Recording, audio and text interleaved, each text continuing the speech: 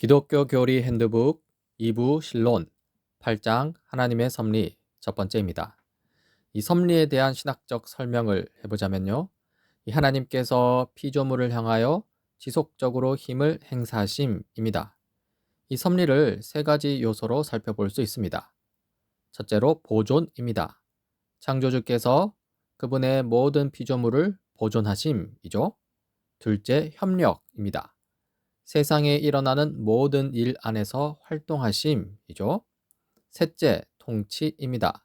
만물을 정해진 목표까지 인도하심이죠. 이 섭리가 나타나는 성경의 사례로는 요셉 이야기가 있습니다. 창세기 50장 20절 요셉의 말입니다. 형님들은 나를 해치려고 하였지만 하나님은 오히려 그것을 선하게 바꾸셔서 오늘과 같이 수많은 사람의 생명을 구원하셨습니다. 이 과거 요셉이 형들에게 미움을 받아서 이집트로 팔려왔는데요. 그런데 그 일을 이 나중에 기아의 위험에 빠진 가족들, 이 야곱과 요셉의 형제들을 살리기 위한 이 하나님의 섭리, 더 나아가 이스라엘 민족을 세우기 위한 하나님의 섭리로 이해하는 것이죠. 창조와 섭리의 관계를 보자면요. 창조와 섭리는 단단히 결합해 분리될 수 없습니다. 이 하나님은 세상을 만드신 후, 창조하신 후 그냥 내버려 두신 것이 아니라요. 그 세상을 지속적으로 유지하시고 새롭게 하시며 질서를 부여하십니다. 섭리하셨다는 것이죠. 이러한 섭리의 범위는 포괄적입니다. 실로 하나님은 만물 안에서 행동하십니다. 시편과 예레미야 애가입니다. 우리 하나님은 하늘에 계셔서 하고자 하시면 어떤 일이든 이루신다. 말씀으로 명령하시고 그것을 이루시는 분이 누구냐? 주님이 아니시더냐?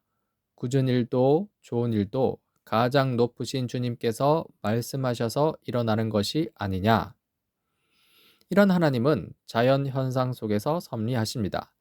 바람, 비와 같은 자연 현상도 하나님 명령의 일부분이라는 것이죠. 욥기 37장입니다. 하나님이 명하시면 놀라운 일들이 벌어집니다. 눈에게 명하시면 땅에 눈이 내리고 소나기에게 명하시면 땅이 소나기로 젖습니다. 눈이나 비가 내리면 사람들은 하던 일을 멈추고 하나님이 하시는 일을 봅니다. 또한 하나님은 재난 가운데 섭리하십니다. 이 재난처럼 보이는 것들도 이 하나님의 명령이라는 것이죠. 아모스 3장입니다. 어느 성읍에 재앙이 덮치면 그것은 주님께서 하시는 일이 아니겠느냐? 이 주님께서 하셨다는 것이죠. 악도 마찬가지입니다. 이 악도 이 하나님의 손 안에 있고요. 하나님은 자신의 목적을 위해 악을 사용하신다는 것입니다. 사도행전 2장입니다. 이 예수께서 버림을 받으신 것은 하나님이 정하신 계획을 따라 미리 알고 계신 대로 된 일이지만 여러분은 그를 무법자들의 손을 빌어서 십자가에 못 박아 죽였습니다. 이 섭리와 관련하여 이 악의 문제가 제기되는데요. 일부 학자들은 이러한 악의 문제를 해결하기 위해 섭리를 약화시킵니다. 다시 말해서 섭리가 야기하는 악의 문제를 약화시키기 위해서 하나님은 일반적으로 배경의 차원에서만 활동하신다고 주장하는데요. 즉, 하나님께서는 삶에 필요한 기본적 요소들만 투입하시고요. 이후 세부 사항은 자연 법칙에 따라 작동하게 두신다는 것이죠. 그리하여 하나님은 악의 문제에 대한 책임을 벗으신다는 것인데요. 이에 대해서 칼빈이 반박합니다. 하나님은 모든 곳에서 섭리하시는 전능하신 하나님이시라는 것이죠. 이렇게 하나님을 전능하다고 여기는 이유는요. 이 하나님이 행동할 수 있음에도 중단하고 방관하다가 일반적 충동을 따라 이전에 정해놓은 자연 질서를 운행하는 그런 분이 아니기 때문입니다. 하나님은 섭리에 따라 하늘과 땅을 통치하고 만물을 규제하며 자신의 신중한 계획 없이는 어떤 일도 발생하지 않게 하시는 분이기 때문이라는 것이죠. 섭리의 성격을 보자면요. 하나님의 섭리는 비인격적 운명론이 아닙니다.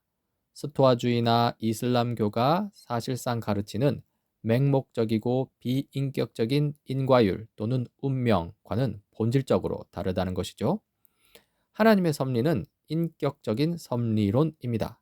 이 섭리의 주체이신 하나님은요, 비인격적인 힘이 아니라 우리에게 말씀하시고 우리를 돌보시는 삼위일체 하나님이시라는 것입니다. 이 섭리의 목적을 보자면요, 이 하나님이 세상을 이끄시는 최종 목적은 예수 그리스도 중심의 구속과 성화입니다. 로마서 8장 28절 29절 해석에 대한 힌트를 이 섭리가 주는데요. 한번 읽어보겠습니다. 하나님을 사랑하는 사람들, 곧 하나님의 뜻대로 부르심을 받은 사람들에게는 모든 일이 서로 협력해서 선을 이룬다는 것을 우리는 압니다. 하나님께서는 미리 아신 사람들을 택하셔서 자기 아들의 형상과 같은 모습이 되도록 미리 정하셨습니다. 여기 보면 모든 것이 합력하여 선을 이룬다는 구절이 있고요. 그리고 이 구절에 나오는 선은요, 단순한 물질적 축복이 아닙니다. 이 하나님의 백성을 그리스도의 형상으로 변화시키는 성화를 의미하는 것이죠. 이 섭리와 관련하여 몇 가지 필요한 구분들을 살펴보고자 합니다. 먼저 인과관계에 따른 구별입니다. 제1원인과 제2원인으로 구별되는데요. 이것은 하나님이 사건을 일으키시는 방법에 대한 구별입니다. 이 제1원인은 하나님께서 인간이나 자연 같은 중간 수단, 매개 수단을 거치지 않고 직접 행하시는 것을 가리킵니다. 예를 들어 예수님의 부활의 경우 이 자연 법칙을 초월한 기적이고요. 하나님께서 직접적으로 행하신 일입니다. 한편 제2원인은요. 하나님이 피조물의 활동, 가령 사람, 자연, 국가 등을 매개로 하여 일하시는 것을 의미합니다. 예를 들어 국가의 흥망성쇠, 신자의 매일의 삶 속에서 일어난 일들은요. 이 겉보기에는 인간이나 환경이 움직이는 것처럼 보이지만요. 하나님께서 배후에 계셔서 일하고 계신 것이죠. 이 인간이나 환경을 매개로 하여서 하나님께서 일하시는, 섭리하시는 것입니다. 의지에 따른 구별도 있습니다. 이 지시적 의지와 허용적 의지로 구별할 수 있는데요. 하나님이 사건을 대하시는 태도와 목적에 대한 구별입니다. 먼저 지시적 의지는요. 하나님께서 은혜와 심판이라는 목적을 위해 주권적으로 지시하고 이끄시는 사건들입니다. 이 적극적으로 개입하시는 것이죠. 이 허용적 의지는요. 하나님께서 그 일들이 일어나도록 내버려 두시는 사건들입니다. 소극적으로 허용하신다는 것입니다. 이렇게 지시적 의지와 허용적 의지를 구별하는 이유는요. 이 하나님이 악의 조성자인가, 악의 원인이신가라는 비난을 반박하기 위해서입니다. 즉, 하나님은 악을 행하도록 적극적으로 지시하지 않으시고요. 인간이 악을 행하는 것을 다만 소극적으로 허용하셨다는 것입니다. 그러므로 하나님은 악의 조성자, 악의 원인이 아니라는 것이죠. 하지만요, 이 십자가 사건을 보면 이 지시적 의지와 허용적 의지 구별이 완전히 들어맞는 것이 아님을 알 수 있습니다. 관련하여 사도행전 2장 23절입니다. 이 예수께서 버림을 받으신 것은 하나님이 정하신 계획을 따라 미리 알고 계신 대로 된 일이지만 여러분은 그를 무법자들의 손을 빌어서 십자가에 못 박아 죽였습니다. 이 성경 구절에서 이 십자가 사건은 분명 악한 일로 묘사됩니다.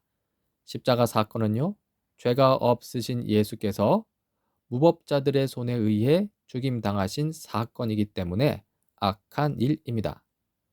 또 이 성경 구절에서 이 십자가 사건은 하나님의 적극적 의지에 따라 일어납니다. 십자가 사건은요, 하나님께서 미리 정하신 계획에 따라 일어난 바 하나님의 지시적 의지에 따라 일어났다는 것이죠. 이렇게 십자가 사건은요, 악한 일이 하나님의 적극적 지시적 의지에 의해 일어났음을 보여줍니다.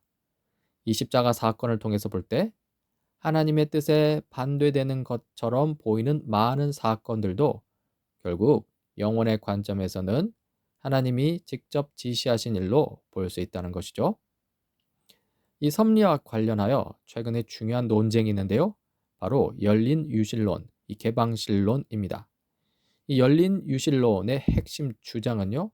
하나님이 모든 것을 주권적으로 다스리시는 것은 아니라는 것입니다. 왜냐하면 이 하나님이 모든 것을 미리 결정하지 않으시기 때문이고요. 또 미래의 사건이나 사람들 삶의 세부 사항을 남김없이 알지는 못하시기 때문입니다. 그런데 이러한 주장은 이 전통적인 신학과는 거리가 멀죠. 이 열린 유실론이 내세우는 성경적 근거를 보자면요. 먼저 하나님의 감정입니다. 하나님이 후회하시거나 감정을 느끼시는 듯한 구절이 있다는 것이죠. 또 하나님의 뜻 변화입니다. 하나님이 뜻을 바꾸시는 듯한 구절이 있다는 것이고요. 그리고 자기 뜻을 이루기 위해 인간 대리자를 통해 일하심입니다. 여기서는 인간의 역할이 강조되고요.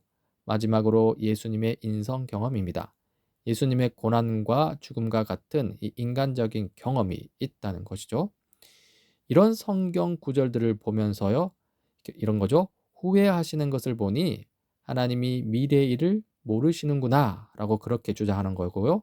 또 인간의 역할을 강조하면서 하나님이 미리 정해놓은 일도 없다라고 이렇게 주장하는 것입니다. 이 열린 유실론은 이 전통적 섭리론을 비판하는데요. 이 초기 교회가 그리스도 철학의 영향을 받아서 아래의 세 가지 전통적 개념을 채택함으로써 하나님의 진정한 본성을 간과했다고 비판합니다. 이 초기 교회가 채택한 개념 세 가지로는요. 이 첫째, 불변성, 즉 하나님은 변하지 않으신다는 것. 둘째, 직접적 통치, 즉 하나님이 세상에 일어나는 모든 것을 직접적이고 계획적으로 의도하신다는 것.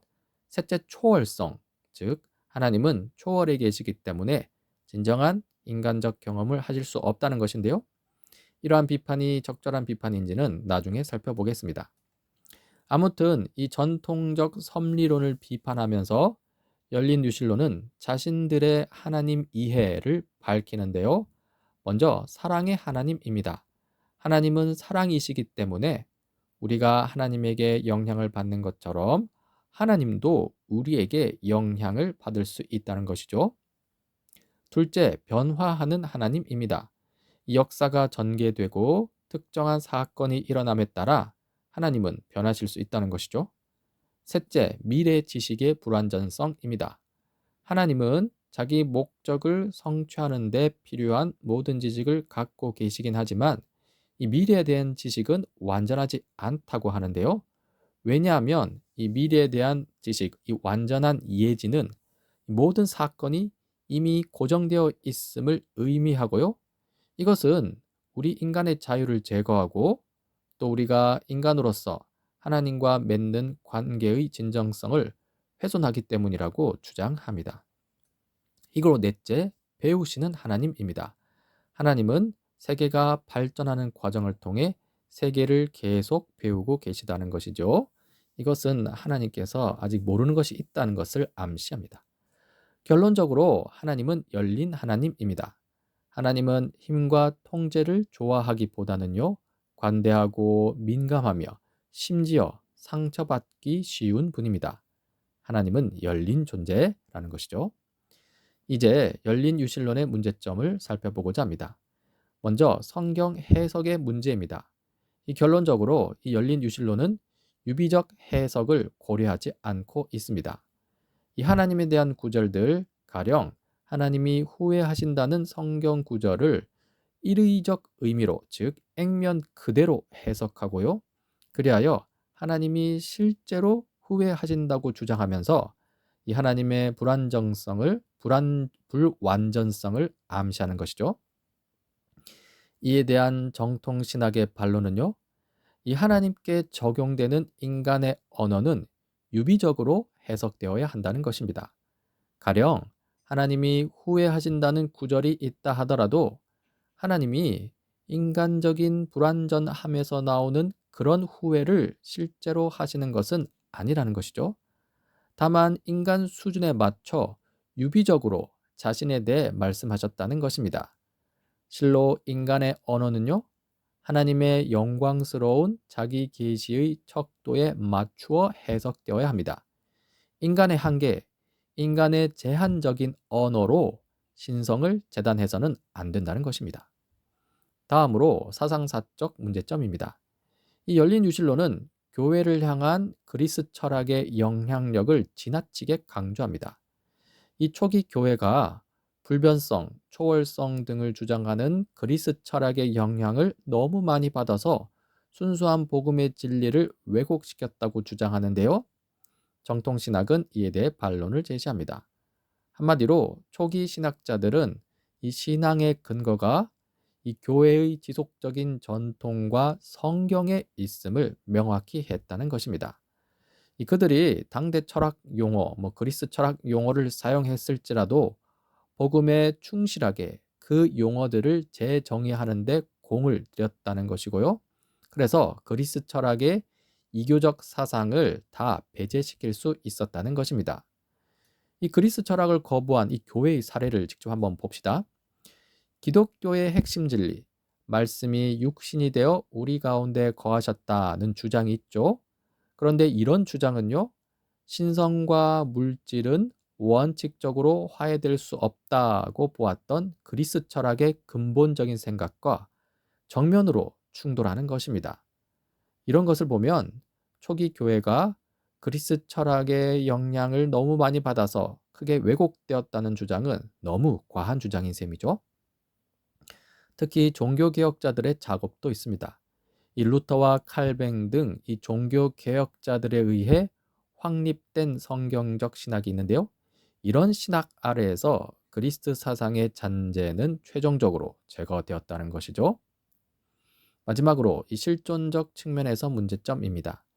이 열린 유실론은요, 하나님의 무한한 위엄과 우리에 대한 하나님의 완전한 연민과 이해를 대립 관계로만 봅니다. 이에 대해 이 정통 신학의 반론을 보자면요, 한마디로 하나님 안에서 이 둘은 조화를 이룰 수 있다는 것입니다. 하나님은 위대하십니다. 일요일에 목회자가 예배를 인도할 때 회중은 하나님의 무한하고 초월적이고 삼위일체적인 위엄을 만나고 확신하면서 압도적이고 고요한 경외감에 사로잡히거나 때로는 역동적인 춤을 추며 기뻐합니다. 한편 동시에 하나님은 낮아지십니다. 이어지는 한 주 동안 이 목회자와 회중은 우는 자들과 함께 우시고 교인들의 삶에 놓인 어둠과 고통, 혼란, 풀리지 않는 의문에 깊이 공감하시는 하나님과 함께 걸어갑니다. 이제 섭리 및 열린 유실론과 관련된 핵심 질문과 답변입니다. 이 질문은 예레미야 선지자를 통해 하신 하나님의 말씀입니다. 내게 할 수 없는 일이 있겠느냐? 하나님께서 이렇게 물으셨죠? 이에 대한 답변은 다음과 같습니다. 복된 삼위일체로 계신 하나님은 주권과 무한한 능력과 위엄을 가지신 하나님인 동시에 우리의 연약함을 깊이 공감하실 수 있는 연민의 하나님이십니다. 하나님은 둘 다 가능하십니다.